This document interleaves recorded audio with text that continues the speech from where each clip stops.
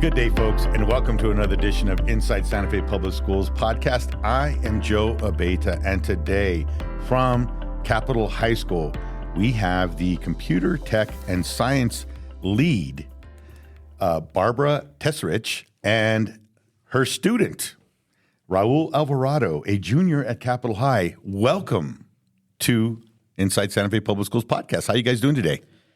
Great. Thank you for having us here. Yes. Pretty well. It was a good school day today. Yeah, that's good. That's great. That's good to hear, Raul. Thank you so much.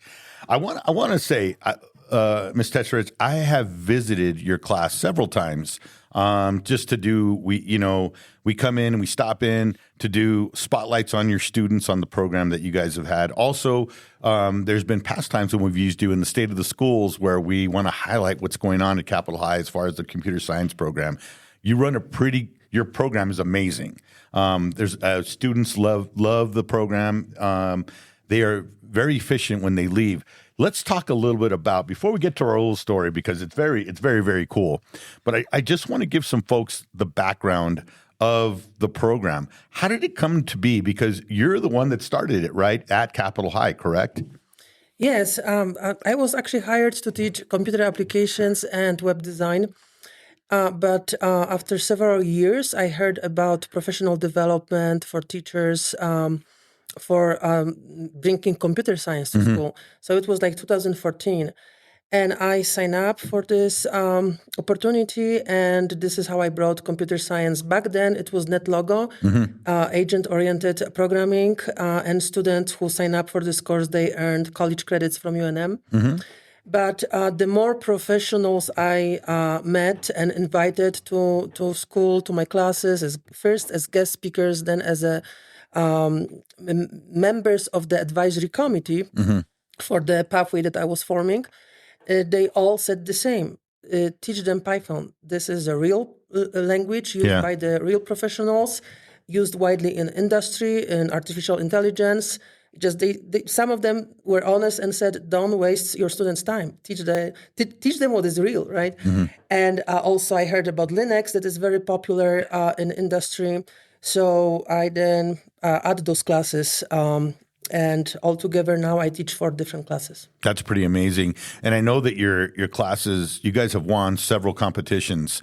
You've also kind of persevered through the whole COVID thing too as well. You guys won some competitions during that time as well.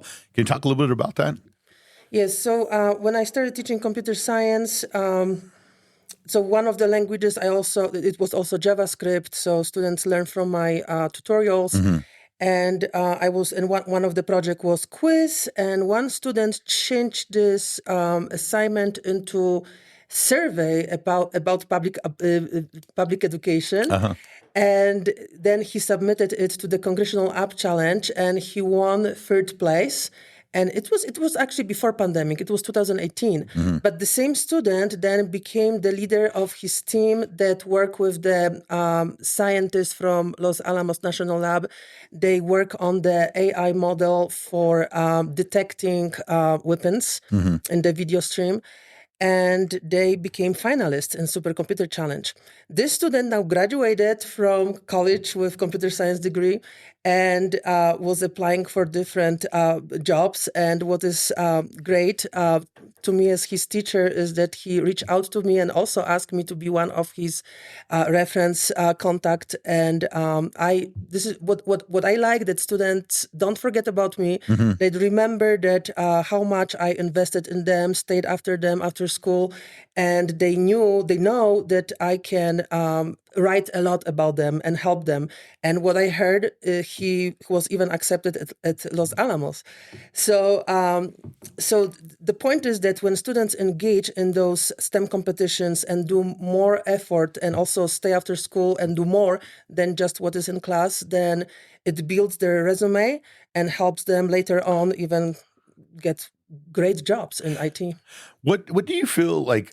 So if I'm a student, I'm a middle schooler, let's say they're watching this right now, or parents or the students watching this podcast right now, and they're saying, man, I'd really like to get into that program, but I really don't have a lot of, I don't have experience with coding or with computer science.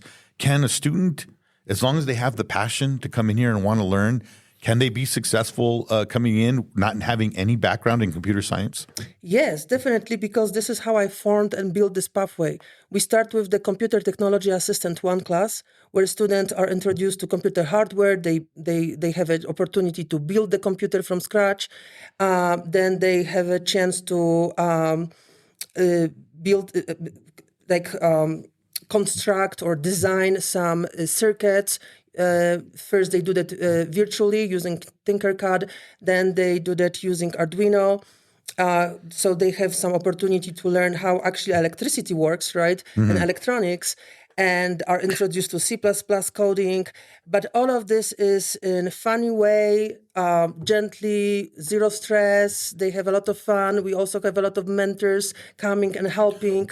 Even our own students, when they took all my classes and are seniors, they have opportunity to be interns for like STEM Santa Fe, for example, and they come and help younger students. Wow. So they have a lot of support, and all of this is no stressful, specifically designed for students who are beginners and have no experience. And after this class, then I recommend that students take my programming course when I introduce them to Python, and also totally from the beginning, step by step, a lesson after lesson. The entire school year is Python, and they learn this language, the syntax of the language, and the variety of different data types and stuff like that. And this is a prerequisite for the advanced placement computer science principles, when they finally have to write their own program, their own software, which is required by the College Board if they want to pass AP exam. So I build this pathway in the way that is sequenced and prepares students for more advanced classes and more challenging tasks. There is also one more class, additional class that I teach. This is Computer Information Sciences, and 2 semesters are dual credit. So students can earn college credits while being high school students.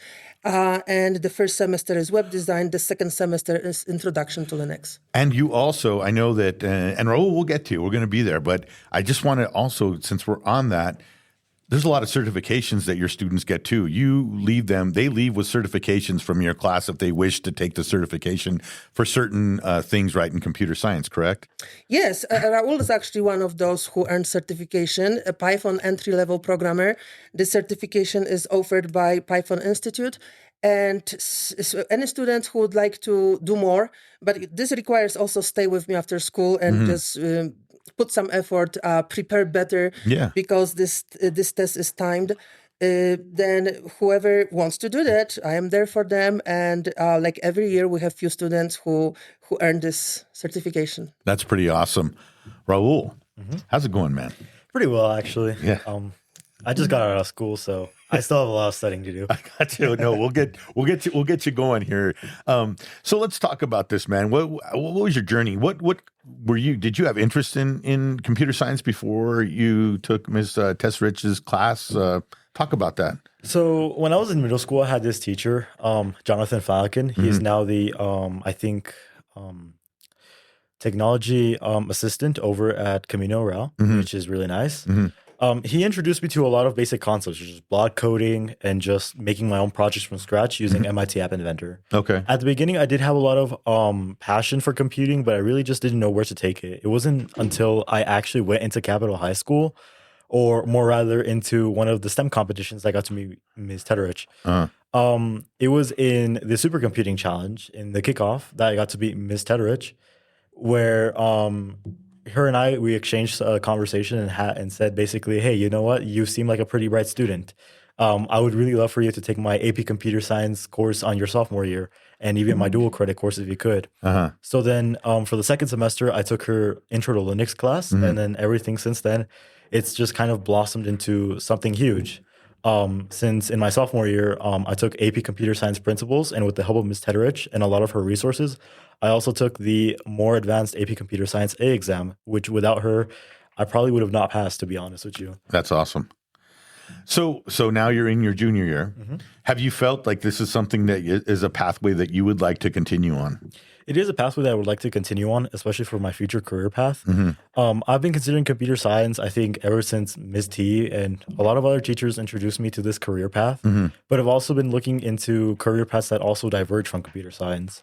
A great example would be with one of my mentors who's introduced me to electrical engineering, which is about making circuits and designing, I guess, just new projects that really could change the world.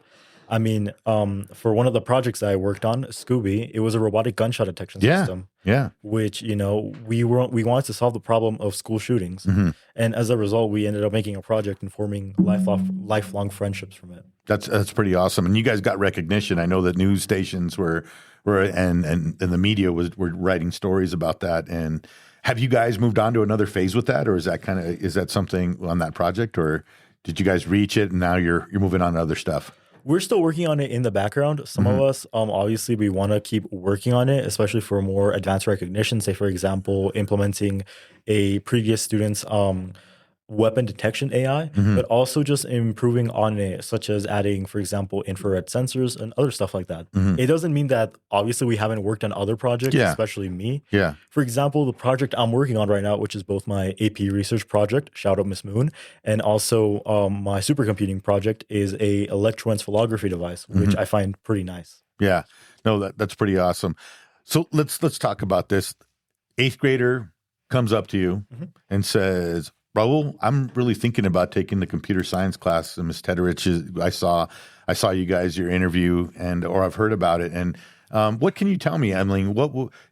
I really don't know a lot about computer science, but what would you tell that 8th grader, that middle schooler that'd be considering going into the computer science pathway at Capital? I think definitely challenge yourself, Ms. Tederich also made the classes in a way where even like really, really new people to computer science can understand it from the get-go. And she explains concepts beautifully. Like, for example, let's say I didn't understand a concept in Linux. She would take the time out of her day and explain it to me and explain it to other students alike.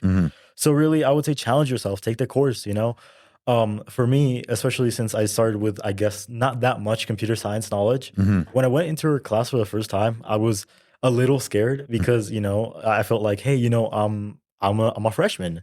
I'm not supposed to be in like this class. But Ms. T really took the time out of her day and the time out of her life to really make it as easy and as clear to follow, and really just gave us a guide towards success, which for me and for many other students alike, we've really appreciated. That's pretty awesome. Ms. Tederich, let me ask you this, because I know you have definitely given options for your students. I know you have robotics in there too as well, right? You had some programming with robotics you had shown me with the dancing robots. I don't know if that was something, but I'm just saying there is like a wide variety of things in the classroom that kids can find interest in, correct?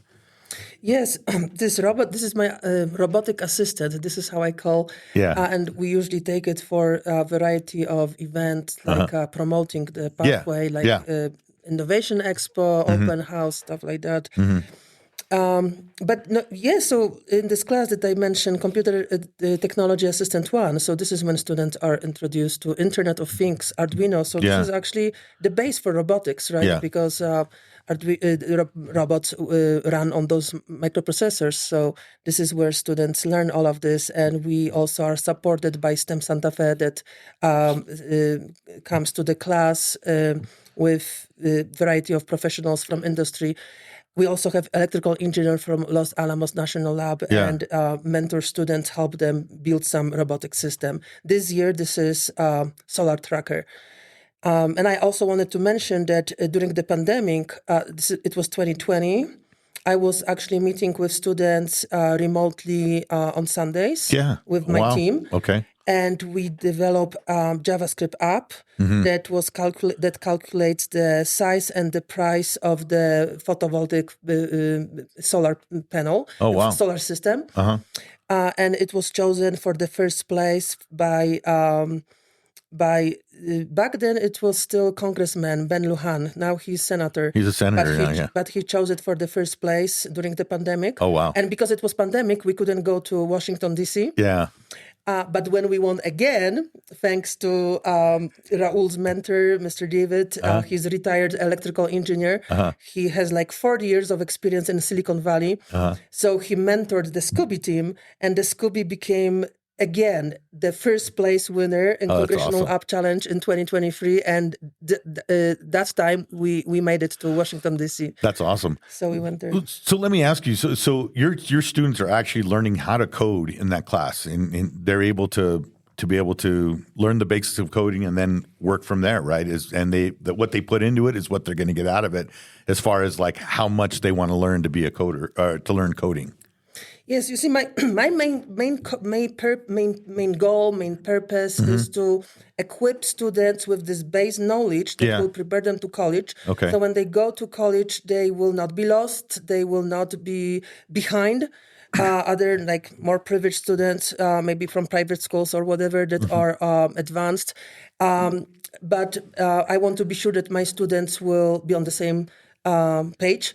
And I'm still in contact with some of the students who graduated, and they told me that taking, like, for example, my Python course was such a good idea because then in college they didn't struggle, they understood everything, they were even ahead. I even received a letter from one college from Utah that my student now is studying at, and they were thanking me for preparing the student That's for awesome. their college. That he is really doing great. That's great. I mean, anytime you can have a legacy of students that are out there from your own, they come from your class, and that they are serving the community and also being successful. I mean, it speaks volumes for the program. So that's pretty awesome. Congratulations. Thank you. Raul, let me ask you: what's the? I mean, I know you're only a junior, and I don't want to put pressure, but is this something that you're looking at continuing after? I mean, when you graduate, do you have any thoughts on plans afterwards of what you're going to be doing after you graduate? After I graduate, I feel like, well, first of all, obviously college. Yeah.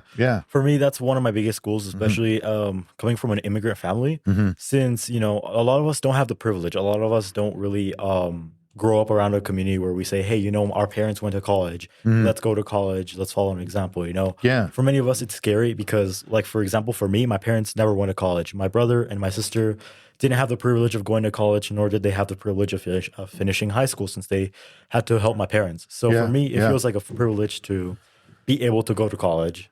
And if I'm able to study something that I'm interested in, for example, computer science or computer technology, for me, I think I find that as really special, not only because, well, first of all, I'm a first-gen college student, and the circumstances were really special in my case, and in the case of many of my colleagues and I guess just my classmates, but also because of the support that the teachers give you, especially if you're, I guess, brand new into this world of college, Yeah. An example of this would be Ms. T, she's given me a lot of examples. She's shown me really a lot of career paths, especially in I guess just the stuff that we learned throughout class. Yeah. That for me, I decided, hey, you know what? Maybe I should pursue this after college, or you know what? Let's even pursue this before I finish high school. If it wasn't because of her, I wouldn't have found out about internships that really nowadays I'm applying to. Yeah. A really big example of this would be the Los Alamos internship, in which, she's helped me, she's gave me resources, she's just guided me through it, and also let me use her as a reference, even although, Yeah. I'm still a junior, so I don't really have that much experience.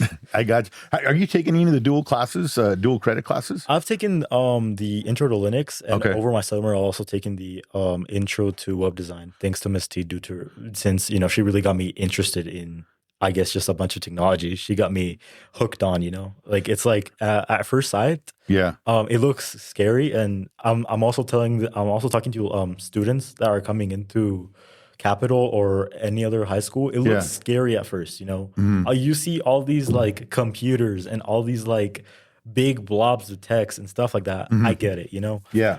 but once you're able to overcome that wall, I wouldn't call it skill barrier, but rather wall. Once you're able to overcome that, it really becomes super interesting. It becomes super just fun to play around and just really experiment around.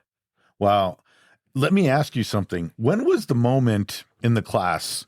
Do you remember this moment where you're looking at that big wall of code and you're able to look at it now like it's a second or third language to you and you understand what's there? What was that moment like for you? I think it was during the AP Computer Science Principles. I guess it was a second semester, or around the first or second semester, give or take a second or third quarter.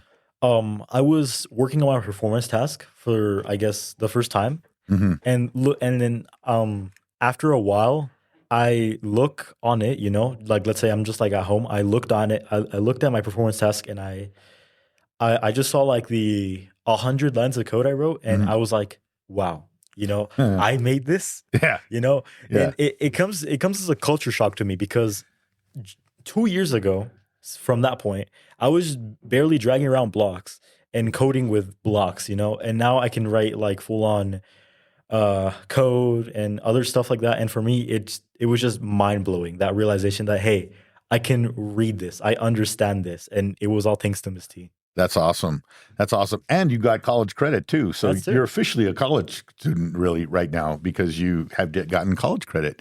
Let's talk about that, Ms. Tesserich. So college credit, a lot of kids, do they take advantage of this program, this dual credit? Yes. I have students in my dual credit class every year in those 2 semesters. So this is great opportunity for them. There's so many benefits, not only that they earn those college credits, but they also, and they can apply them towards required college electives, right? So it actually, some students who already graduated and still stay in touch with me, they say that, Ms. T, your dual credit courses saved me time and money in college. Because then they can actually graduate faster also from college. Yeah. Also, each semester of dual credit course equals 1 full high school credit. So this means that if they take my computer information sciences class and both semesters in this class are dual credit, then it is equal to 2 full high school credits. So like they were with me 2 years. Wow. This makes their schedule shorter when they're seniors. Yeah, they also can graduate faster great. from high school. That's great. Not only from college, right? So there is a lot of benefits from taking those courses, and especially those courses that are anything that I teach there is really used in industry. That's pretty awesome. So Raul, that's amazing that you started, that you have taken advantage of those college courses. Miss T, I mean, like, what is it like, having a student like this and your other students, but Raul, pretty brilliant, right? I mean, I know that you have a lot of brilliant students, but you brought Raul today. How is he as a student? Yes, exactly. So Raul said, and it was very nice of you, Raul, I appreciated that you learned so much from me, but how much I learned from you? Let's be honest. How many times when there is any problems with robot, any troubleshooting, I ask Raul and he will fix it very quickly. Now I can learn Linux from Raul because he learned so much also by himself. So he's the type of student that will not only limit himself to what he learned in class, he will do a lot totally by himself. And our mentor, this experienced, very, very experienced professional from industry, to the point he even worked on Apple Watch. So we talk about this kind of level. Oh, right? wow. This is like world level, world class professional. He said, when he observed Raul, he said that whatever professionals in industry do, like try to figure out for weeks, Raul will do in 30 minutes. Wow. That's pretty good, man. Awesome. And I also wanted to take opportunity, if I can, to shout out to our mentor, Mr. David Ritter, for his wonderful support for mentoring our students for so many years. He even sponsors scholarships for our students. That's awesome. And today, actually, we had the first session during lunch break. Any students who who are interested in earning some money and like building cars, autonomous cars from the parts for the elementary school teachers that Mr. David also takes care of. We had this first session today and they became interns. And this intern is through Partners in Education. And all of this is thanks to Mr. David Ritter, who wants to invest in students in public schools. That's pretty awesome. I have one last question for you. Over the years since 2016, right? Since this you started this program, was it 2016 or 2014? So actually, I started teaching in Capital High School in 2010. Okay. But I brought computer science to Capital High School. It was in the school year 2014, 2015. Okay, so since then, would you have ever thought when you had started it back then that it would be what it is today? Like, is this what you're the evolution of your class and the amount of students that you have produced? Talk about that when you started this. How do you feel that you've come a long way? I still think that this is just American dream. Okay. I think that I am just still back in Poland. I used to be like accounting teacher in Poland, and I just fell asleep, and this is just my dream. I cannot believe that this is real Yeah. still, because Yeah. this is not what I initially studied. When I came to America, I just took all those Microsoft Office specialist certification Yeah. exams, and this is how I actually found a job. Like usually mostly in schools, because I used to be a teacher in Poland. But then I was studying a lot throughout this time, a lot of computer science courses. I also had to pass a lot of industry certification exams myself. Yeah. Right? So it is never-ending studying and then bringing this knowledge back to students, and especially when we had those achievements. The first two winning accomplishments, so in 2018, the third place, and then in 2020, the first place in Congressional App Challenge, it was just me. I didn't have any mentor, nobody. And then I started meeting those mentors from industry, and they were supporting me, helping, also coming and working with students after school. And there were many more. How many times we were finalists in Supercomputer Challenge? Actually, in Congressional App Challenge, we also had second place, third place. So actually, year after year. Governor STEM Challenge, year after year. Yeah. Any students who participated in this challenge received 500 check from the challenge when they became finalists. We even at some point were state finalists for the Samsung Solve for Tomorrow. But I have to honestly say that this is mostly thanks to the mentors from industry. That's awesome. Well, congratulations. It's just an amazing. Every time I go into the classroom and I see the kids, they're engaged. They love what they're doing. You're very passionate, and I think that really is infectious to the kids, that they share that passion with you, and I think it's amazing. So congratulations. And everybody I talk to about you, they say, "Oh, she's just the best," and so that's a good thing. That's a good thing. Raul, any last words, sir? Especially for those students that are interested in joining computer technology, say you're in 8th grade or even a freshman, go for it.